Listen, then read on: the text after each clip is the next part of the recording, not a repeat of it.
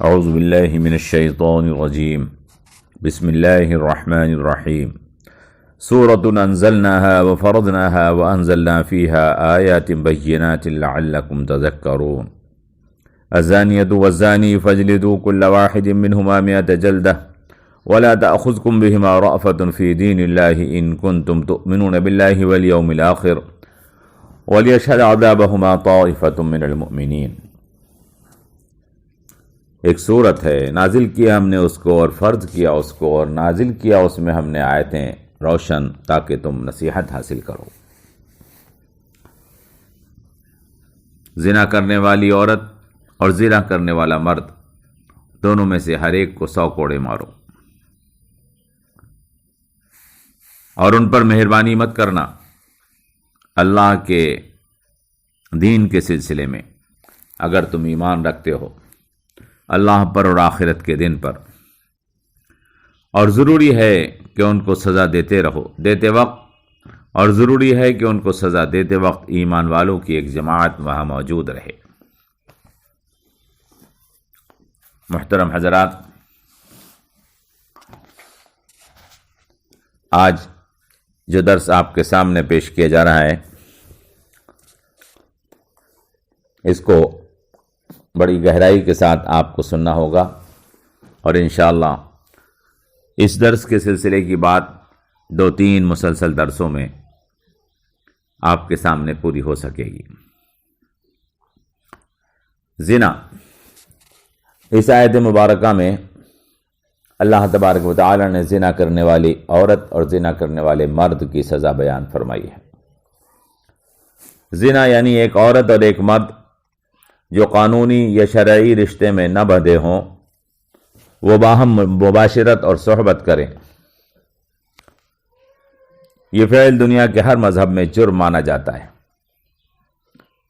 اور دنیا کی ہر قوم اس کو اخلاقی اعتبار سے برا اور ناپسندیدہ کام جانتی ہے۔ موجودہ زمانے میں بے شک بعض ایسے نادان پائے جاتے ہیں جنہوں نے اس گناہ کو جائز بنانے کی کوشش کی ہے۔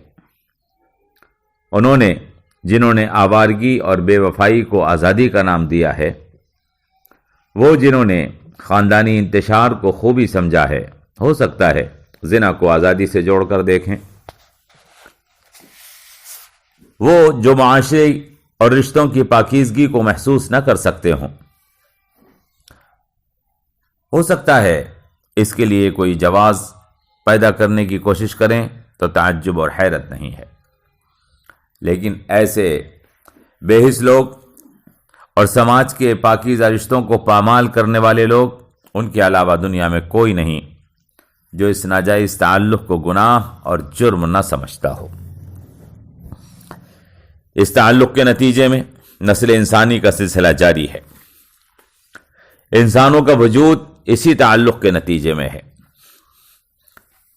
وہ بچہ جو مرد عورت کے تعلق کے بعد پیدا ہوتا ہے، برسوں تک اپنی نشو و نما کے لیے اور اپنی تعلیم و تربیت کے لیے ماں باپ کا محتاج ہوتا ہے۔ اس کی نشو و نما، اس کی تعلیم و تربیت اس کو ایک صالح اور معاشرے کے لیے مفید انسان بنانے میں نہ تنہا عورت کافی ہے اور نہ تنہا مرد کافی ہے، بلکہ اگر بچے کو ماں کا نرم و نازک سایہ چاہیے تو اسے باپ کا تحفظ اور باپ کی طرف سے مضبوط پشت پناہی بھی حاصل ہونی چاہیے۔ اگر ان دونوں میں سے ایک چیز بھی اسے میسر نہ ہو تو وہ بچہ ادھورا رہ جاتا ہے۔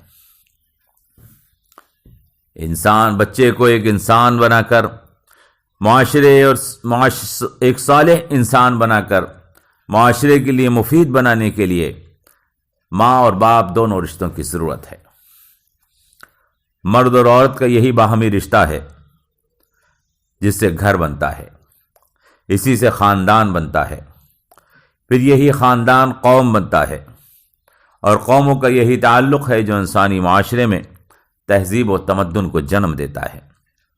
اگر مرد اور عورت کا یہ پاکیزہ رشتہ اپنی تقدیس اور پاکیزگی کو ختم کر دے تو اس پر کھڑی ہوئی پوری عمارت گر جاتی ہے، رشتے پراگندہ اور معاشرہ منتشر ہو جاتا ہے۔ جن لوگوں نے اس تعلق کو برائے لذت اور برائے لطف اندوزی ایک معاملہ مانا ہے، اگر ان کی بات تسلیم کر دی جائے اور مرد اور عورت کا تعلق صرف لذت اور لطف اندوزی قرار دے دیا جائے تو آپ سمجھ سکتے ہیں کہ اس کے نتائج کتنے بھیانک ہوں گے۔ تہذیب و تمدن کی یہ عمارت گر جائے گی، انسان بکھر جائیں گے، ملکوں اور قوموں کی اجتماعیت ریزہ ریزہ ہو جائے گی، معاشرتی اور تمدنی رشتوں کی مضبوطی پارا پارا ہو جائے گی۔ یہی وجہ ہے کہ دنیا کی ہر تہذیب، دنیا کا ہر مذہب، ہر معاشرے نے مرد اور عورت کے اس تعلق کو جو معروف اصولوں کے بغیر قائم کر لیا جائے سخت معیوب اور بڑی اخلاقی خرابی تسلیم کیا ہے، اس کو گناہ قرار دیا ہے اور اس گندے عمل سے اپنے معاشرے کو پاک رکھنے کی کوشش کی ہے۔ البتہ اس رشتے کی پاکیزگی بنائے رکھنے کے لیے جو اصول و قوانین بنائے ہیں وہ الگ الگ تہذیبوں میں اور الگ الگ مذہبوں میں الگ الگ ہو گئے ہیں، اور اس کی وجہ یہ ہے کہ بعض معاشروں کو اس فعل کے نقصان دہ ہونے کا احساس کم ہوا ہے تو انہوں نے قوانین میں نرمی برتی ہے، اور بعض قوموں کو اس کے نقصان دہ ہونے کا احساس زیادہ ہوا ہے تو انہوں نے اس کے مرتکبین کے لیے سخت سزا تجویز کی ہے۔ گویا جس قوم نے اپنے استحکام کو جتنی اہمیت دی ہے اس نے اس رشتے کو اتنا ہی پاکیزہ بنائے رکھنے کے لیے سخت قوانین بنائے ہیں۔ تمام مذاہب میں اس کو گناہ تسلیم کیا گیا ہے، البتہ بعض مذہبوں نے اس کو جرم مانا ہے اور بعض مذہبوں نے اس کو جرم نہیں بلکہ گناہ مانا ہے۔ مطلب یہ ہے کہ بعض مذاہب نے اس کے مرتکب کو سزا دی ہے اور بعض مذہبوں نے اس کو قابل سزا جرم تسلیم نہ کر کے صرف گناہ اور گندگی مان کر توبہ کی تلقین کی ہے۔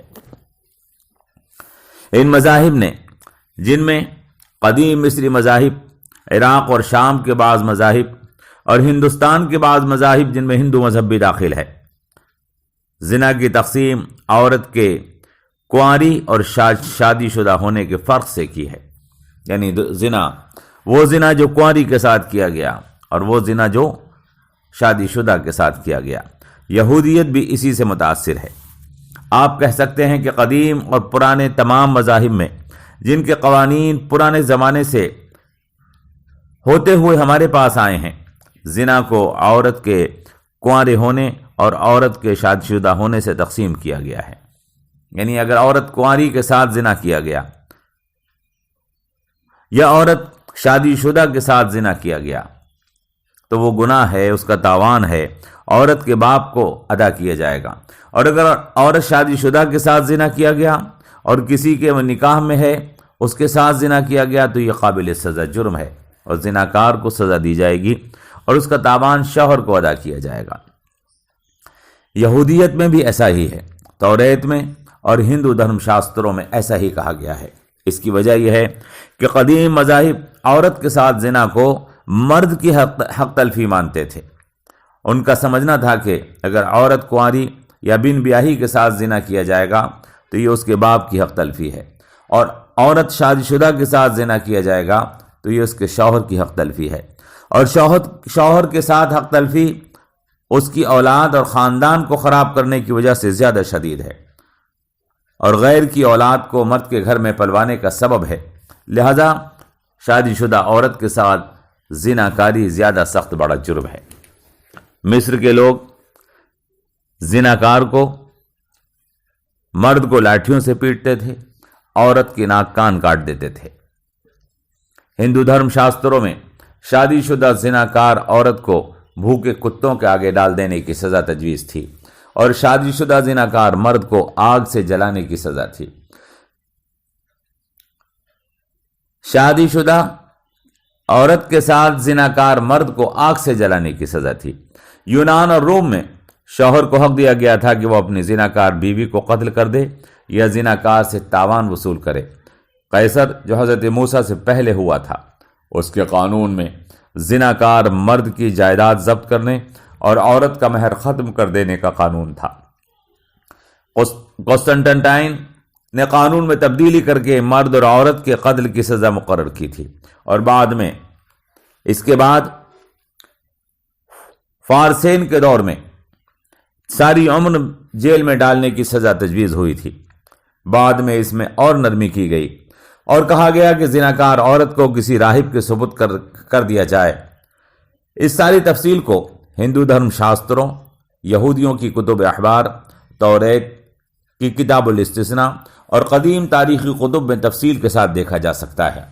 لیکن زنا کی سزا کے یہ قوانین حضرت عیسیٰ سے پہلے عملاً ختم ہو چکے تھے۔ لوگ اس کو قانون تو سمجھتے تھے مگر اس پر عمل نہیں کرتے تھے۔ ان قانونوں کا حال وہ تھا جیسے آج اسلامی ملکوں کا حال ہے کہ چور کی سزا ہاتھ کاٹنا قرآن میں لکھا ہے۔ لوگ جانتے ہیں کہ اسلامی سزا یہی ہے اور کہتے ہیں اور مانتے ہیں، مگر اس پر عمل کہیں نہیں ہے۔ یہی حال حضرت عیسیٰ سے قبل زناکار کی سزاؤں کا تھا کہ کتب میں آج تک درج ہے کہ زناکار کو یہ سزا دی جائے، مگر کسی جگہ اس پر عمل باقی نہیں بچا تھا۔ زنا کے سلسلے میں آج اسلامی ملکوں کا حال عیسائیوں کی طرح ہے، جہاں کتابوں کی حد تک زنا کی سزا مدرسوں میں پڑھائی جاتی ہے، لیکن کسی اسلامی ملک میں اس پر عمل کرنے کی کوشش نہیں کی جاتی ہے۔ میرے محترم حضرات، ہم نے عرض کیا کہ زنا ایک بہت بڑا جرم ہونے کے ساتھ اپنے ساتھ بہت سے جرائم پیدا کرنے کا سبب ہے۔ اس کے نتیجے میں پورا انسانی معاشرہ تباہ ہو جاتا ہے۔ اس کے نتیجے میں پورا انسانی معاشرہ تباہ ہو جاتا ہے۔ اس لیے شریعت نے اس گناہ کو جڑ سے اکھاڑنے کے لیے سخت سزائیں تجویز فرمائی ہیں اور سخت قوانین بنائے ہیں۔ صرف 4 جرم ایسے ہیں جن کی سزا قرآن کریم اور احادیث متواترہ سے متعین کر دی گئی ہے، اور ان جرائم کی سزاؤں کو قاضی یا امیر کی مرضی پر نہیں چھوڑا گیا ہے۔ ایسی سزاؤں کو فقہ کی اصطلاح میں، شریعت کی اصطلاح میں حدود کہا جاتا ہے۔ باقی جرائم جن کی سزا کو مقرر اور متعین نہیں کیا گیا ہے بلکہ قاضی عدالت کی مرضی پر چھوڑا گیا ہے کہ جرم اور مجرم اور ضرورت اور حالات کو پیش نظر رکھ کر سزا دے سکتا ہے اور سزا تجویز کر سکتا ہے، ان سزاؤں کو اسلامی شریعت کی اصطلاح میں تعزیرات کہا جاتا ہے۔ ہم انشاءاللہ آئندہ کسی درس میں شریعت اسلامیہ میں گناہوں اور جرائم کی سزاؤں کا مفصل بیان کریں گے۔ وہ 4 جرائم جن کی سزا شریعت میں، قرآن و حدیث میں قطعی طور پر متعین کر دی گئی اور جن کو حدود کہا جاتا ہے، وہ ہیں زنا، چوری، تہمت اور شراب پینا۔ ان میں زنا، چوری اور تہمت لگانا 3 ایسے گناہ ہیں جن کی سزا قرآن نے بطور حد مقرر فرما دی ہے، اور شراب پینا ایسا جرم ہے جس کو حضرت عمر رضی اللہ تعالیٰ عنہ کے دور میں صحابہ نے باہم مشورے کے بعد طے فرمایا تھا۔ ان جرائم میں زنا اپنے نتائج اور اثرات کے اعتبار سے انسانیت کو تباہ کرنے والا اور کردار کو خراب کرنے والا سب سے زیادہ غلیظ اور ناپاک فعل ہے۔ کسی غیرت مند انسان کے لیے اس کی بیوی، بیٹی، بہن اور ماں کی عفت اور پاک دامنی اتنی بڑی چیز ہے کہ کوئی بے غیرت سے بے غیرت آدمی ان کی پامالی برداشت نہیں کر پاتا ہے۔ زنا کی وجہ سے خاندان اور قوموں کا نسب بگڑ جاتا ہے اور باہمی رشتے ختم ہو جاتے ہیں۔ یہ بدامنی اور فساد کا سبب ہے۔ یہ دوسروں کی اولاد کو اپنے گھروں میں پالنے کا سبب ہے۔ دنیا کے تمام جھگڑوں کے پیچھے دولت یا عورت ان کا سبب ہوتا ہے۔ ان میں ایک باغیرت قوم کا فرد عورت کی خاطر اپنی دولت کو قربان کر دیتا ہے، جس سے معلوم ہوا کہ دنیا میں باہمی اختلافات کا سب سے بڑا سبب عورت ہے، اور عورت کے سلسلے میں انسانی غیرت مندی ہے۔ غالباً اسی لیے قرآن کریم نے زنا کی سزا تمام سزاؤں سے بڑی رکھی ہے۔ فرمایا الزانیۃ والزانی فاجلدوا کل واحد منہما 100 جلدہ، یعنی زانی عورت اور زانی مرد کو دونوں میں سے ہر ایک کو 100 کوڑے مارو۔ فجلدو جلد سے بنا ہے، جس کا ترجمہ ہے کوڑے مارو۔ کہا جاتا ہے جلد کھال کو کہتے ہیں۔ کوڑا عموماً کھال سے بنایا جاتا ہے، اس لیے جلدہ یجلدو کے معنی کوڑا مارنے کے کیے جاتے ہیں۔ علماء میں سے بعض نے لکھا ہے کہ اس کا ایک مقصد یہ بھی ہے کہ کوڑا بس اتنی زور سے مارا جائے کہ اس کا اثر کھال تک رہے، اندر گوشت تک نہ پہنچے۔ چنانچہ احادیث سے ثابت ہے کہ کوڑا بہت طاقت سے اور نہ بہت زور سے، نہ بہت ہلکے بلکہ درمیانی طریقے سے مارا جائے۔ اگر زناکار بیمار ہو یا بہت کمزور ہو تو اس کی بیماری اور کمزوری دور ہونے کے بعد مارا جائے۔ محترم حضرات، ہم انشاءاللہ اس درس کو اور اس سلسلے کی تفصیلات کو آگے بھی آپ کے سامنے پیش کریں گے، اور اس سلسلے کے تمام مضامین، تفصیلات انشاءاللہ اگلے درس میں آپ کے سامنے پیش کی جائیں گی۔